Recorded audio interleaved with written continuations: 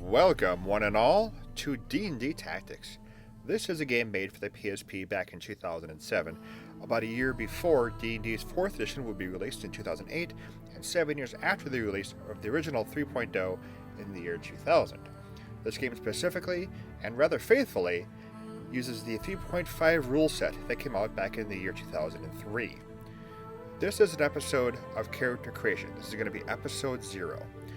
For those of you who would like to start off with the first mission right away, the video is already up.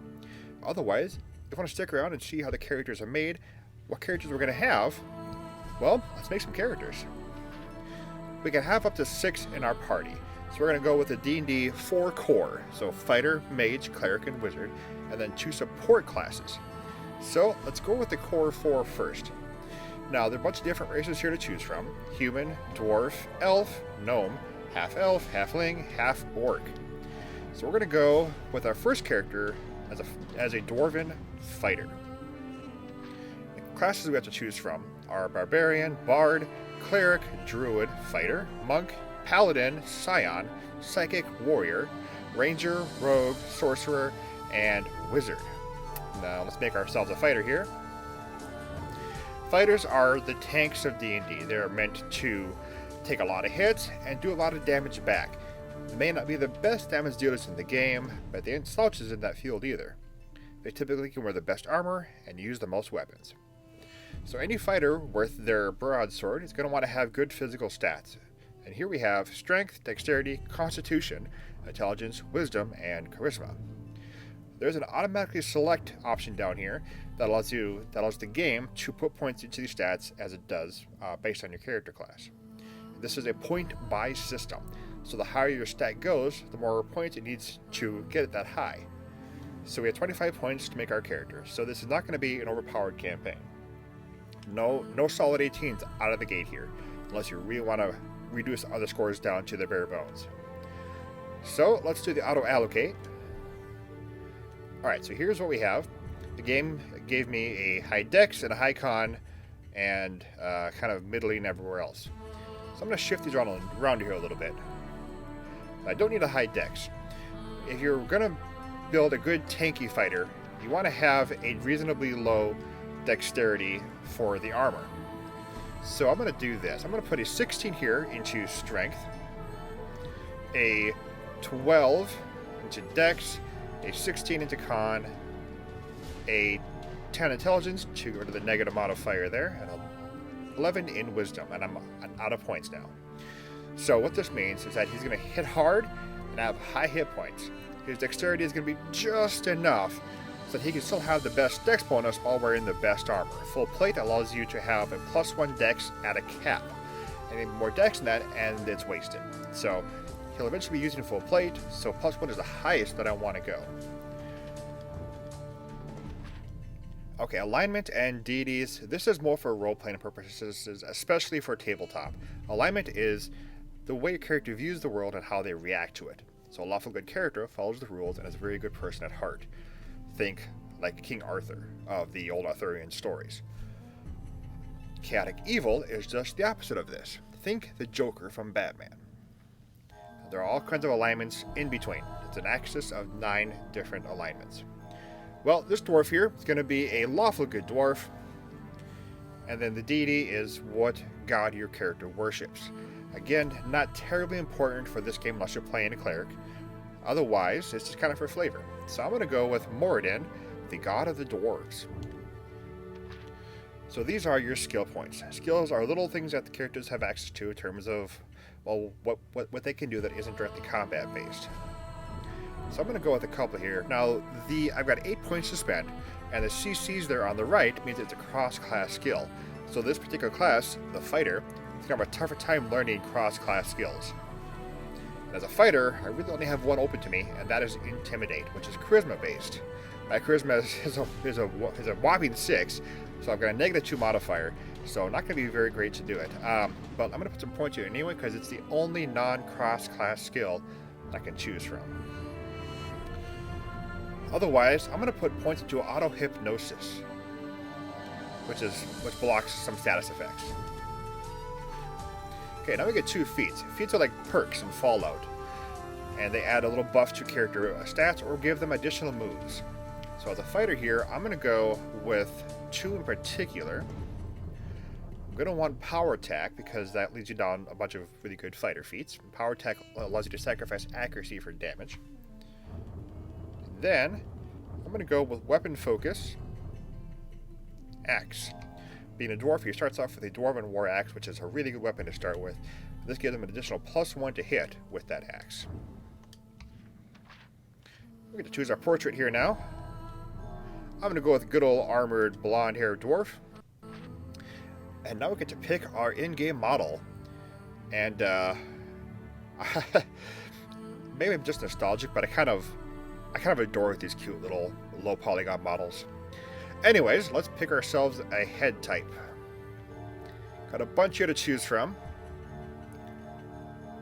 So we're gonna go. He's got a blonde beard in his portrait. So where's blonde beard dwarf?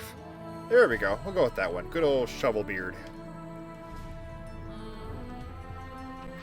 Now we get to give him a name. So we're gonna give him a good stout dwarven name, like Roylock. All right, Roylock is done. Let's make the next one of our core 4. We're going to create a rogue. Now, the different races here get different perks. For humans, they get better skill points. For other races, they often have racial traits. In this case, like the elf, gets +2 to dex, -2 to con, which makes them very nimble kind of characters. So I'm going to make a elven rogue. There we go. Okay, now for rogues, you want to have a decently high dex as their base, because they're primarily dexterity-based characters. But you also can't really slouch them on strength either. For a couple reasons. First off, they're pretty good in melee with their backstab. Secondly, they tend to carry a lot of loot, so having a good strength keeps them from being too bogged down. Let's get that con up to a 10 to avoid any kind of negative modifiers on that. Intelligence of 14, because rogue is getting a lot of skill points. Wisdom 10, and charisma as 9, because I've got a spare point. Okay, rogues are typically Robin Hoods. If you know who Robin Hood is, which I'm sure most of you do, that's what a rogue typically is like. Or the Princess Bride main character. Someone like that. So let's go with... we'll do neutral good. Let's go a bit higher than that. Let's go chaotic good. Okay. As for the deity, we'll do Farlong, the god of the roads, for they are often travelers, usually running from the law. Anyways, we have 40 skill points. Rogues are really high on skill points, so we got a lot here to spend. There's a lot of good skills here. So I'm going to let the game auto-allocate these for me. I'm going to go back and just make sure that I did everything right, because I don't need anything in Perform. We'll put that into Spot. Escape Artist, not so much. Intimidate, not so much. Use Magic Device, because rogues can use magic powers, like scrolls and items and so on. And Tumble, which is extremely useful for getting out of combat and running around enemies without provoking attacks of opportunity. Search is good. Get the usual stealthy skills here, an open lock. And disable device and bluff. Alright, I think this is good. Get one whole feat to select. I am going to choose point blank shot for the +1 to hit on targets within 30 feet for ranged attacks. Okay, I need a good roguish portrait here. Let's see here. Ooh, I like that one. That'll work. Tough elven rogue. Let's see here. Like the war paint, not bad. Definitely not a horn helmet kind of guy. Red hair could work. Not a skull cap. And definitely not a Feyn wizard. I'm not a big fan of hoods. Unless they're, the Robin variety. That'll work. Red hair. Alright. Good. Gotta get a good spooky looking, or not spooky, but a good mysterious elven name. Let's go with Zerak. Okay, confirmed. 2 of the core 4 down. Let's make another one. How about a wizard? Wizards are your primary spellcasters. There are actually 2 types of spellcasters in the game, not counting scions: sorcerers and wizards. The difference is that sorcerers get less spells, but they can cast them more often. Wizards are the opposite. They get more spells, but can cast them less often. I'd rather have the versatility of a full wizard, so that's why I'm choosing that one over sorcerer. Wizards don't need a good number of physical stats because they are not going to be involved in melee much, but having a good dex never hurt anyone. And a con that at least gives me a +2 or +1 because the hit points are pretty terrible naturally. Intelligence is the wizard's bread and butter. Get that as high as you can. Wisdom of 11, and we'll do a charisma of 8 because I'm all out of points. Now we need a good alignment here. We'll do neutral good. And there are 2 gods of magic here. There is Jas, the god of magic and death. And I'm not going to choose that one because that's kind of an evilish god. So I'm going to go instead with Corlan Larathian, the god of the elves. Okay, got a good number of skill points here. I'm going to let it auto-allocate for me, then I will check it out. Okay, so spellcraft is essential. Don't need a lot of nature knowledge here. Put that into concentrate instead. Concentrate is essential. It allows the wizard to cast in melee. Otherwise, this looks pretty good. The knowledge skills lets you see hit points of monsters, so those are nice to have.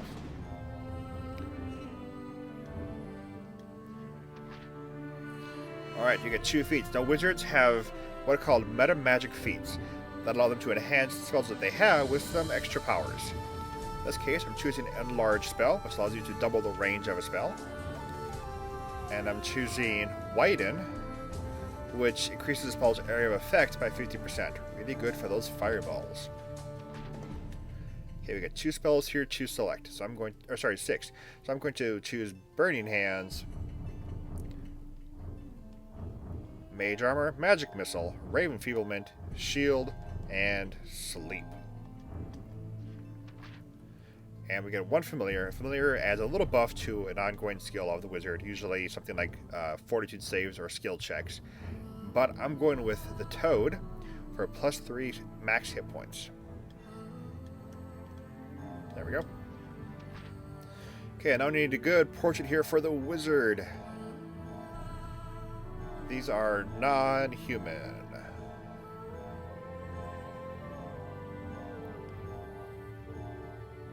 There we go. Alright, so now we need a good head type here for the wizard. More war paint. Kind of got black hair. Is there a black-haired wizard? Yeah, kinda. Not really.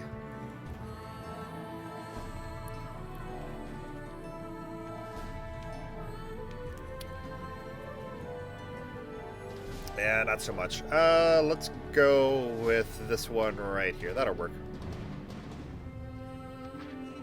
Okay, need a good wizardy sounding name. We'll go with Faltore.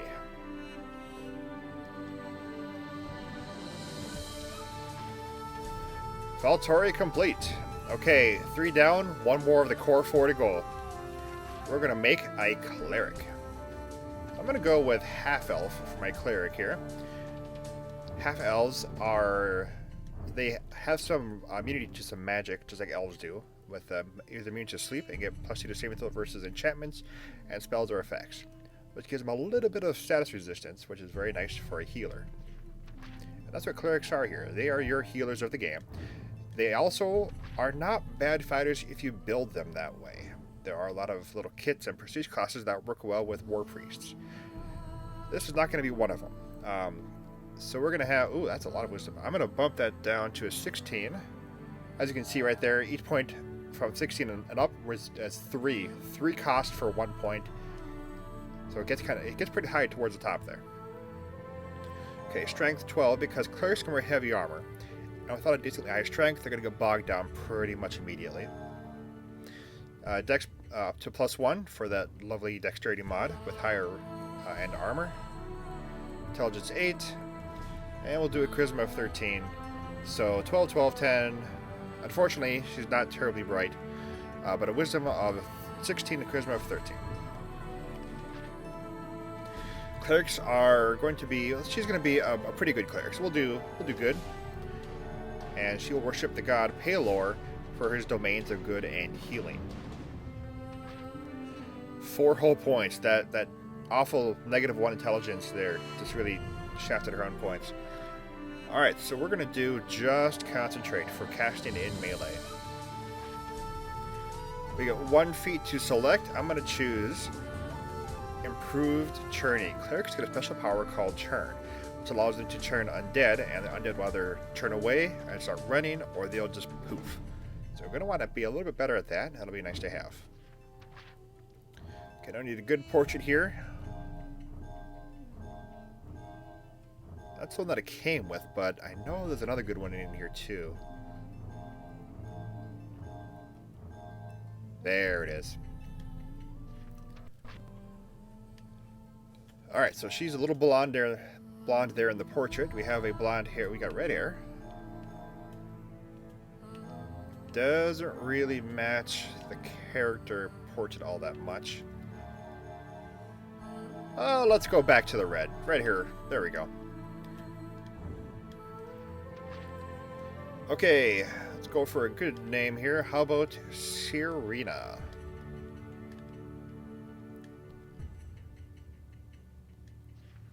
Alright, and there we have it. Serena, the level 1 cleric, done. Okay, so our core 4 are down. We're going to make 2 support classes. I'm going to go with a barbarian, a human barbarian, Bubba barbarian. Barbarians are basically, they like to hit things and they're really good at it. High strength is going to be pretty much essential, but they are also rather easy to kill. They can't wear much of the way of good armor. So a high dex and a high con will also do pretty well here. I'm going to go with a straight 14 in all 3 physical stats, a int of 11, wisdom of 12 for that lovely +1 spell modifier, or magic defense modifier. And as the game proceeds here, I'll keep bumping up strength and con during the level ups. Dexterity is going to stay pretty much where it is. Okay.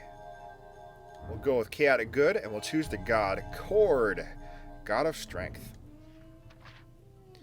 20 skill points here to spend on. So we're going to go with Auto Hypnosis for some status defense. Intimidate.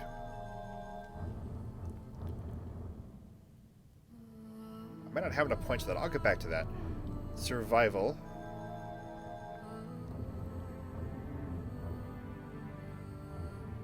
Yeah, maybe I should put some here in Listen. And then we'll do a few here in Spot so that she can see hidden enemies that may be trying to flank the party. Alright, 2 feats to select. We're going to go with the same thing here as the dwarf, actually. So, power attack for that cleave. That'll come up here eventually. Cleave is a feat unlocked by power attack later on. And focus axe, because she's going to be using a great axe here as soon as I can get her one. Where's that first portrait that it landed on?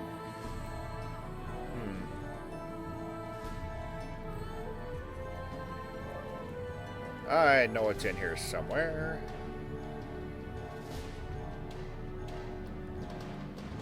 There it is. Okay, head type. Do we have black hair? Is there a black-haired head type? Yes, good. That'll work. Okay, how about Kaori? Kaori the Barbarian. Bubba Barbarian. Alright, one more to go. One more support character. We're going to go a little bit combat heavy here again by choosing everyone's favorite Elven Ranger. If you've ever seen Lord of the Rings, you would know what a Ranger is. If you haven't, well, first off, go see Lord of the Rings. Secondly, they are basically forest or wilderness warriors. Very good with bows. They can dual wield. They can cast some nature magic. all around just a great, all-rounded character. The one negative side to them is that the armor selection isn't all that great, and you have to have a careful balance of stats in order to make them and pull them off well.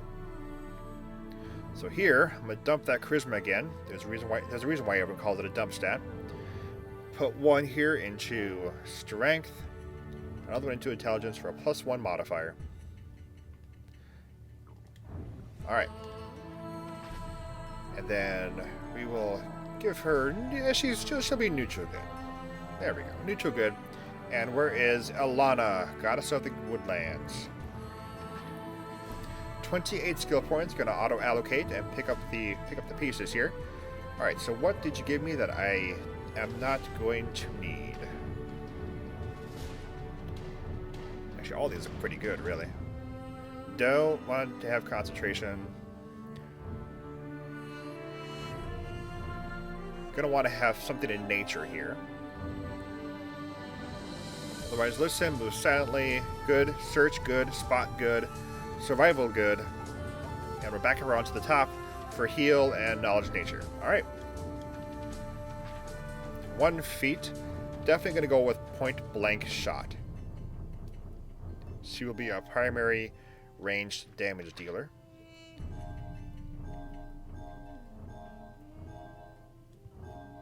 Did I choose... I think I chose male, didn't I?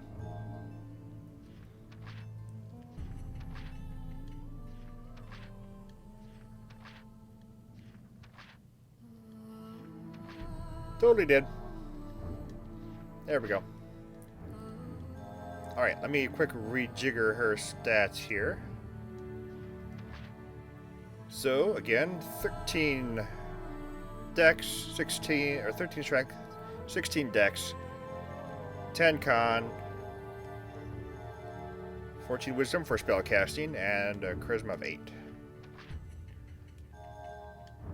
Neutral good, and Alana. Okay, so we're gonna put, where's heal? There we are, heal.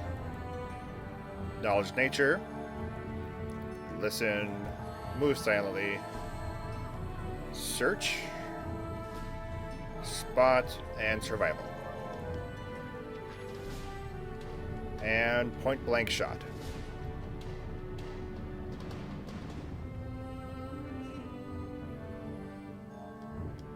Alright. Portrait time. There she is right there. Now I need a good picture. I like that one. Not really blonde, not really red-haired. Not really black-haired. Not bald, not thin. Yeah, we'll go with that one. Alright, let's call her Rain.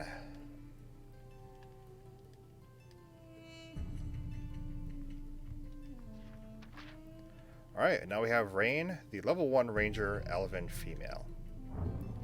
So, let's start our campaign. So, the first character we choose here will be the main character of the campaign. Everyone else is sort of their buddies and friends. So we're going to go with Roylock here being the main character. And then choosing his companions of Zerak, Faltore, Serena, Kaori, and Rain. And here we are on the first map. We will continue this in episode 1, the first prologue adventure of the campaign. And I will see you all then. Thank you all for watching.